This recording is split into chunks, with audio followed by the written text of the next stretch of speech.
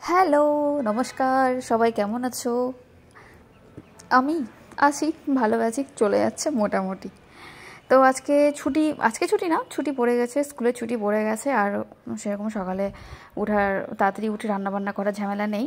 আর এই যে পর্দা সব খুলে রাখা হয়েছে। পুজো তো আর বলবো না, চলেই এলো। হ্যাঁ, পুজো একদম চলে এসেছে, আর হাতে সময় নেই। তো টুকটাক কাজগুলো করে নিতে হবে। আজকে জামা কাপড় ভেজাবো, 3টে নাইটি, একটা ওড়না। তো পুজোর মধ্যে আর কোনো কাছাকাছি কিচ্ছু করব না, এই শেষ আজকে কাছাকাছি। বাইরে ওয়েদার ঝাঁ চকচকে, রোদ উঠেছে। আবার কবে বৃষ্টি ঢালবে তার নেই ঠিক। এবার তো এরকমই, কখন বৃষ্টি কখন রোদ বোঝাই মুশকিল। তো এখানে এতগুলো জামা কাপড় হয়ে গেছে, আবার ওদিকে পর্দাগুলো খুলে রাখা হয়েছে, সবগুলো আজকে একসাথে কেচে নেব। তো চলো তাড়াতাড়ি ঝটফট কাজগুলো করে নিই। ওইদিকে আবার রান্নাবান্নাও আছে, রান্নাবান্নাও করতে হবে। তো সবার আশা করি পুজোর কাজ মোটামুটি হয়ে গেছে। অনেকে তো মহালয়ার পরে আর কোনো কিছুই করে না। অনেক বাড়িতে এরকম রুলস আছে যে মহালয়ার পর থেকে আর কোনো কিছুই করে না তারা। তো আমিও এই চাদরটাকেও ভিজিয়েছি। ওই জন্য দেখতে পাচ্ছ ওর জামা কাপড় নেই, এখন পরে পাতবো। কী অবস্থা! রোদ রোদ তো ভালোই উঠেছে, গরমও আছে, কিন্তু এই রোদ কি থাকবে পুজোতে? মনে তো হচ্ছে না। জানি না কি আছে, পুজো কেমন আবহাওয়া যাবে। আচ্ছা, অনেক কাজ আছে জানো তো, প্রচুর কাজ আছে। কাপড় কাছাকাছি করব, মাথায় একটু তেলও দেবো ভাবছি, তারপর রডগুলো মুছবো, এই সমস্ত কাজ আছে। চলো দেখি, আর বেশিক্ষণ বসবো না।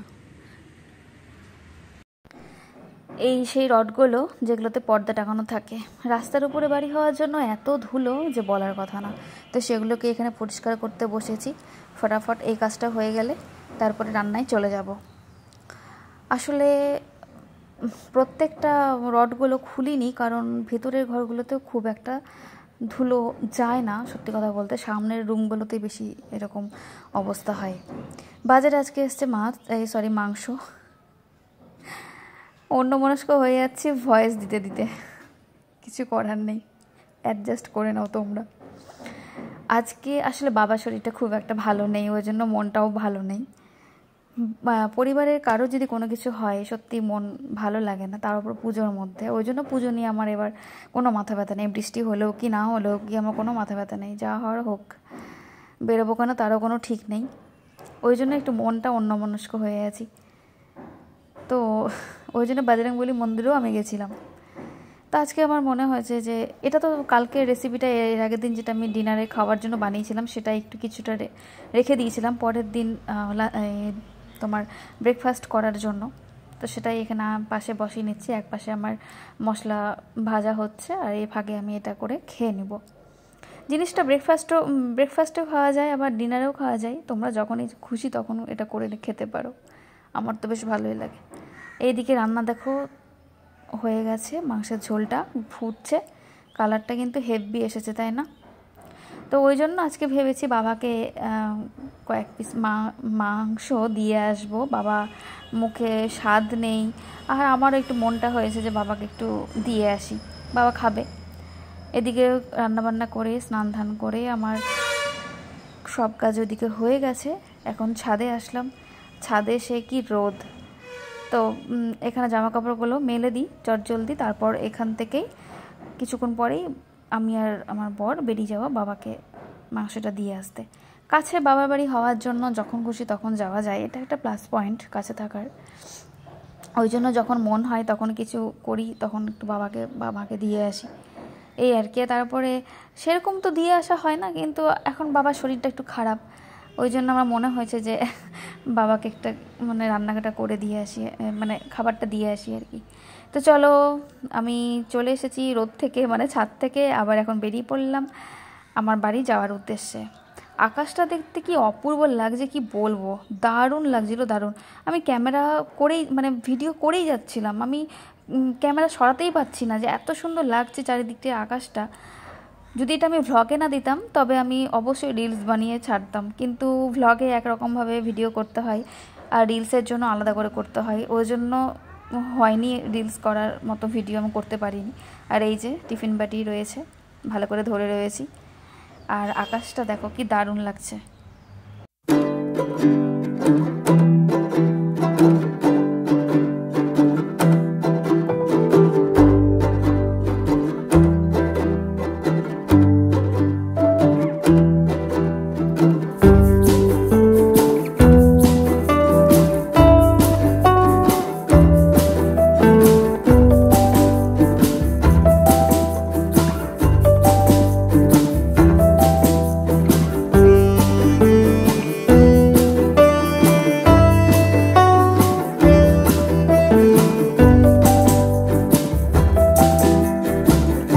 দেখো বাড়ি চলে এসেছি, বাবা বসে আছে এখানে।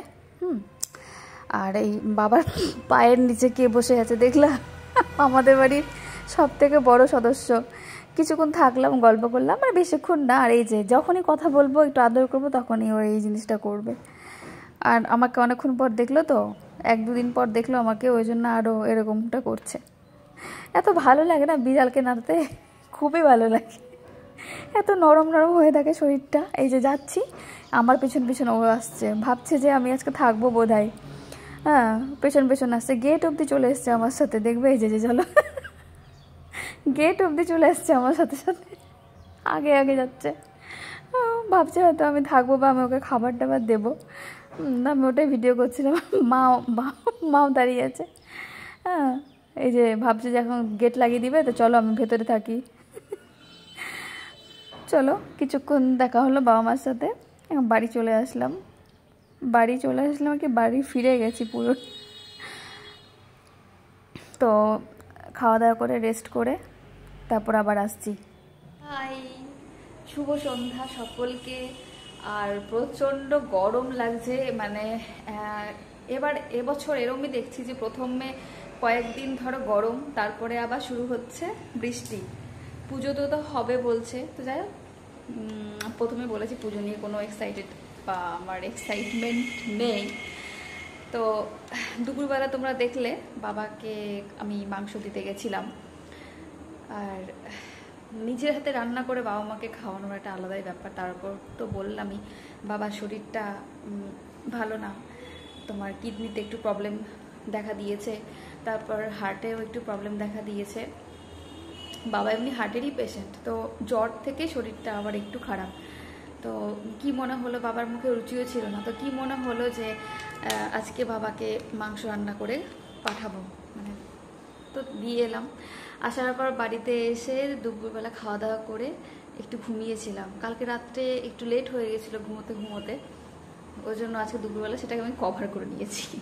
আর আমার পেছনে দেখতেই পাচ্ছ বিছানার চাদর সমস্ত কিছু কেচেছিলাম দুপুরবেলা, এই যে।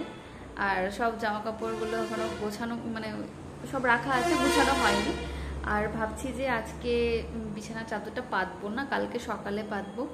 আর পুজো মানে পঞ্চমী ষষ্ঠীতেই একটা নতুন বেড কভার বের করে সেট করে দেবো, কারণ পুজো বলে কথা, বেডগুলো কেন পুরনো জামা কাপড় পরে থাকবে সেটা বলো।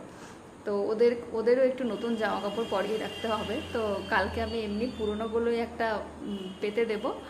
হ্যাঁ, তো এই আর কি। আর সেরকম কিছু করিনি আজকে সারাদিনে। দুপুরের মাংস আছে, সেটা দিয়ে রাত্রে, আর আমি তো রুটি ভালোবাসি না, রুটি খাবো না, সেটা দিয়ে মুড়ি খাবো। আর এখন আপাতত কোনো কাজ নেই, একটা ফোন চার্জ হচ্ছে, একটা ফোনে ভিডিও চলছে, আর একটা ফোনে আমি নিজেরা ভিডিও করছি আর কি। অনেকের ভিডিও চালিয়ে রেখে দিয়েছি, কমেন্ট দেখতে পাচ্ছি না, জাস্ট চলছে আর কি। তো যাই হোক, চলো কাজগুলো একটু করে নিই, ঠিক আছে। মা মা মা, ওই যে মা।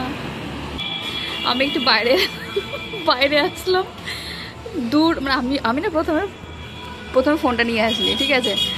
তো চার্জে ছিল ফোনটা, যেই দূরে দেখেছি যে মাকে নিয়ে যাচ্ছে, দৌড়ে ফোনটাকে নিয়ে আসলাম ক্যাপচার করার জন্য। মানে খুব ভালো লাগে দেখতে, এই তিন দিন না ভালো লাগবে যখন ঠাকুরগুলোকে নিয়ে যাবে, গাড়িতে করে দারুণ লাগে।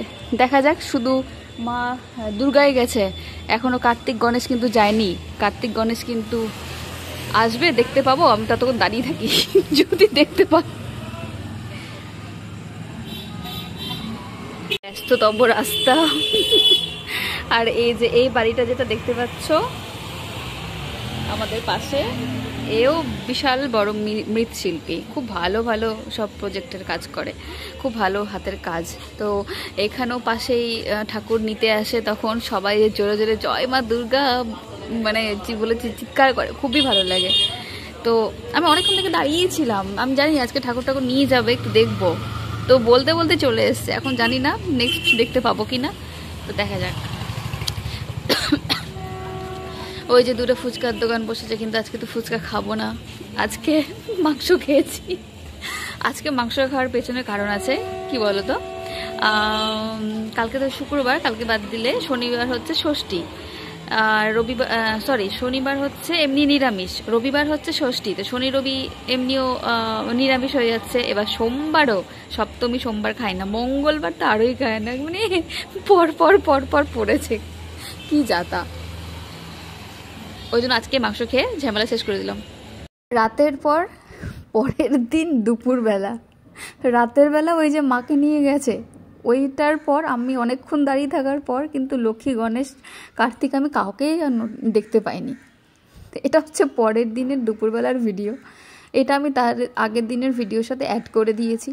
এই যে ঠাকুরকে এখন নিয়ে যাচ্ছে, আমি যে আগের দিন বললাম পাশের বাড়ির মৃৎশিল্পী আমাদের কাকু, সে খুব ভালো কাজ করে, তো তার কাছ থেকেই ঠাকুর নিতে এসেছে সবাই।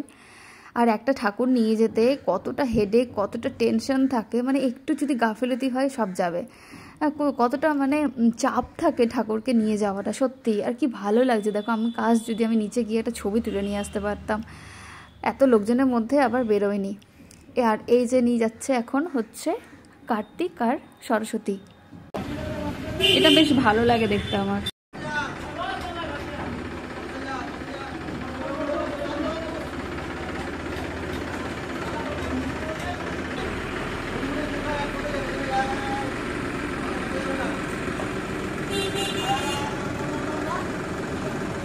ও পেছনে আবার গণেশও আছে, সরস্বতীও আছে, বুঝতে পারা যায়নি। এই দেখো এবার জ্যাম শুরু হবে।